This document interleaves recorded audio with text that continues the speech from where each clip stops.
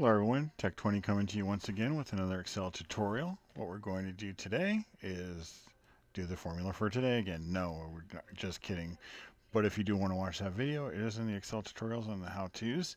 We're going to go ahead and learn how to resize columns and rows. So if you need more room in a column, obviously, let's say you had to type first name is here, right? So that's going to overlap. So if you start typing in the B, last name is here, it's going to overlap, right? So you need to make that fit. So you have a couple different ways you can do that. You can either just double click here and it'll automatically shape it. Or what you can do is go ahead and just drag and drop it. So you just click, hold down, expand it to whatever.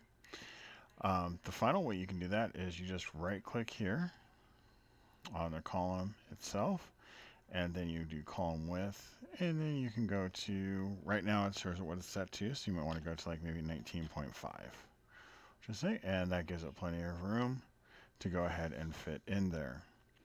Same thing as for your rows. If you need more space in your rows, you just drag and drop it like so, or you can also just click on one row and right click there, and then row height, and then you can change that. Let's just say you want to go, let's just say 50 so it's easier to see, and as you can see it went to 50 pixels.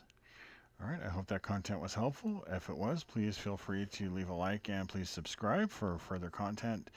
And please feel free to check out one of our other videos on Excel. And if there's anything you'd like to see me cover, please leave it in the comments below, or you can always go to the community tab and type it in there, as I've got a question posted for that information.